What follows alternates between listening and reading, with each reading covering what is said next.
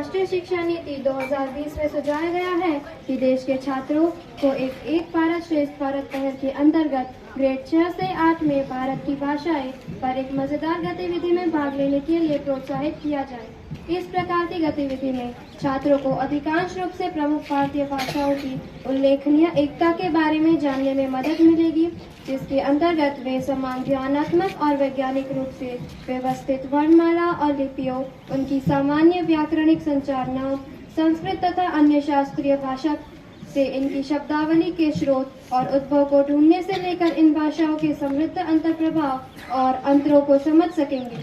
छात्र विभिन्न क्षेत्रों में बोली जाने वाली भाषाओं, जनजातीय भाषाओं की प्रकृति और संरचना, भारत की हर प्रमुख भाषा में कुछ पदों व पंक्तियों तथा प्रत्येक के समृद्ध उभरते साहित्य के बारे में भी सीख पाएंगे। इस प्रकार की गतिविधियां उन्हें भारत की एकता, सुंदर सांस्कृतिक विरासत तथा उनकी विविधता की भावना से अप्रोच करेगी और अपने पूरे जीवन भर वे भारत के अन्य हिस्सों के लोगों से मिलने जुलने में सहज महसूस करेंगे।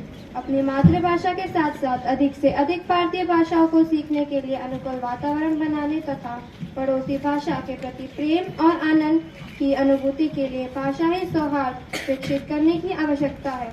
किसी अन्य भाषा को बोलना या सीखना एक फैशन या प्रतिष्ठा तथा आनंद की विषय बनना चाहिए, लेकिन इसे मनाते क्यों होंगे?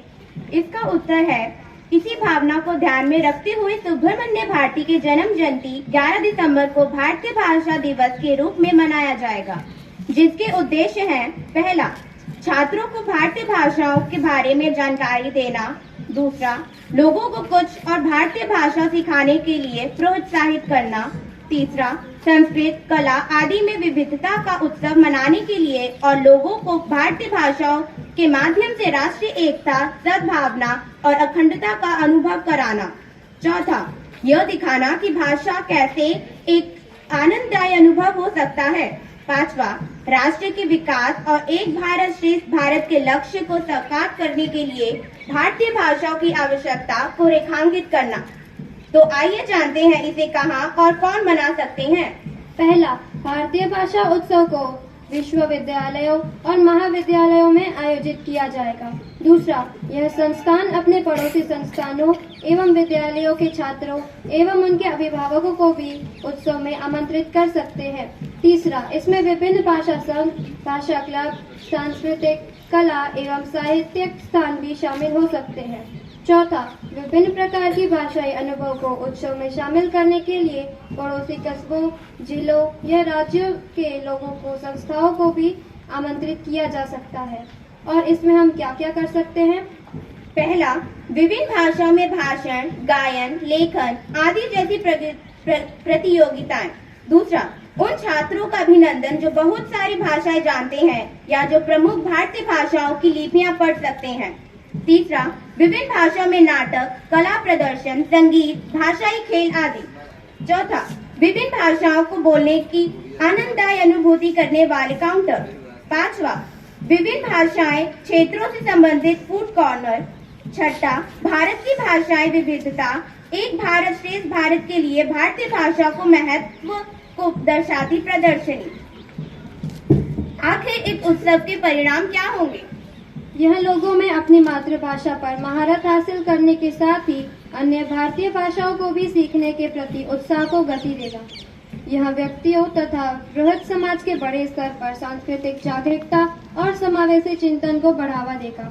यह भारतीय भाषाओं में प्रौद्योगिकी के अनुकूल को बढ़ावा देगा। जीवन के विभिन्न क्षेत्रों में अधिक से अधिक भारतीय भाषाओं का उपयोग करने के शैक्षिक, सांस्कृतिक और आर्थिक लाभों का पता लगाएगा तथा इसमें संबंधित विमर्शों को उभारेगा। तो आइए जानते हैं, आखिर सुब्रमण्यम भारती के जन्म जयंती पर ही भारतीय भाषा उत्सव क्यों? महाकवि सुब्रमण्य भारती अपने समय में उत्तर और दक्षिण के बीच सेतु माने जाते थे। उनकी जयंती को भारतीय भाषा उत्सव दिवस के रूप में मनाया एक बार फिर राष्ट्रीय एकता को मजबूत करेगा। आखिर सुब्रमण्य भारती कौन थे?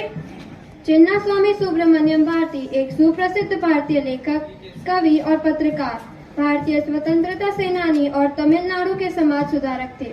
महाकवि भारती के रूप में लोकप्रिय व आधुनिक तमिल कविता के अग्रदूत थे और उन्हें अब तक के सबसे महान तमिल साहित्यकारों में से एक माना जाता है। उनकी कई रचनाएं भारतीय स्वतंत्रता आंदोलन के दौरान देशभक्ति और राष्ट्रवाद को जगाने वाले ज्वलंत गीत थे।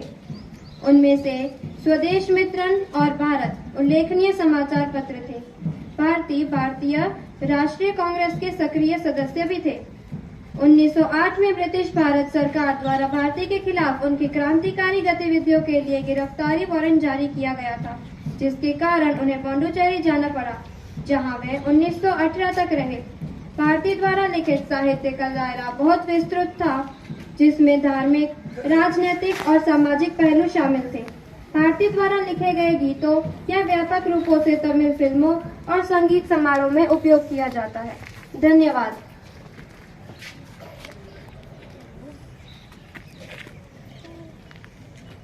संस्कृति है पाई।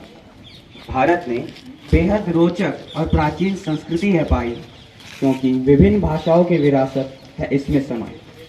सुप्रभात, मैं प्रत्युष पाठक कक्षा 9वीं का छात्र आज एक भारत श्रेष्ठ भारत श्रृंखला के अंतर्गत भाषा संगम कार्यक्रम में आपका हार्दिक स्वागत करता हूँ। भारत ही एकमात्र राष्ट्र है जिसमें 1700 से अधिक भाषाएं उपयोग में ली जाती हैं। भाषा संगम में हम 22 विभिन्न भाषाओं में सामाजिक, सांस्कृतिक और अकादमिक संदर्भों में 100 वाक्यों के वाचन का एक अनूठा सुअवसर प्रदान करता है। इसी पहल के तहत हमारे विद्यालय के छात्र आपके समक्ष भारत की विभिन्न भाषाओं में बोलचाल के कुछ सामान्य वाक्य लेकर प्रस्तुत हुए हैं। सर्वप्रथम हिंदी में।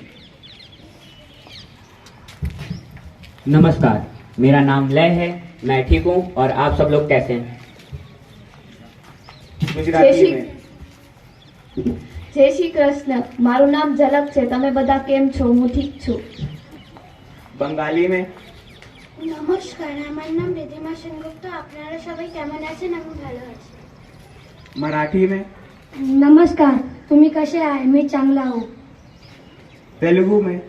నమస్కారం, నా మీరెలా ఉన్నారు? నేను బానే ఉన్నాను। कन्नड़ में। ನಮಸ್ಕಾರ, ನೀವು ಹೆಂಗಿದ್ದೀರಾ? ನಾವು ಚೆನ್ನಾಗಿದ್ದೀವಿ। पंजाबी में। ਸਤਿ ਸ਼੍ਰੀ ਅਕਾਲ, ਤੁਸੀਂ ਕਿੱਦਾਂ ਹੋ? ਮੈਂ ਵਧੀਆ ਹਾਂ। संस्कृत में। नमस्कारः, भवतः कीदृशः? कुशलम्? आम्, अहं कुशलम्। धन्यवाद।